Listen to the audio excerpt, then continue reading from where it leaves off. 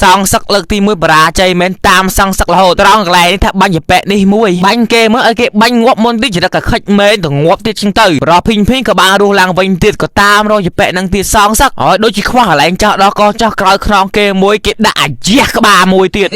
សុកចិត្តទេយល់មើលទៅបាយខឹងខ្លាំងប្រភីងខឹងខ្លាំងកញ្ញាម្នាក់ហ្នឹងមិនវាយប្រភីងហ្នឹងបាញ់តាមបាញ់ប្រាប់ហើយកូនប្រុស10ឆ្នាំសងសឹកក៏មហោះពេកដែរចោះងាប់បោះគេគាត់ខ្វល់ដែរ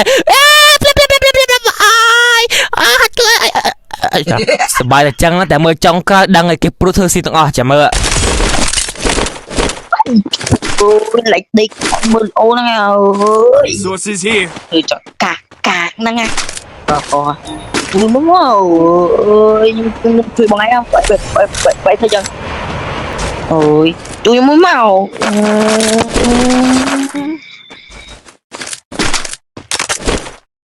មើលលើមួយទុកឯងមួយ Resources here មួយបាញ់ឌឺទៅងាប់អត់អីយ៉ាហក់បាញ់អីយ៉ាអី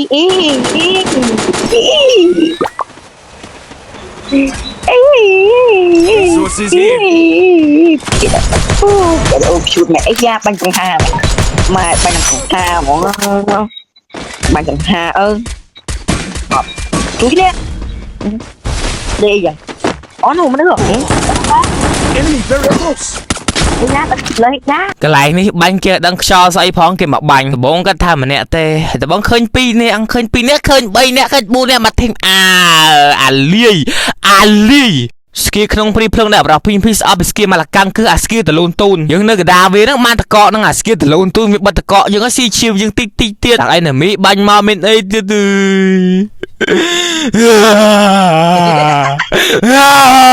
ដល់ចេញទៅ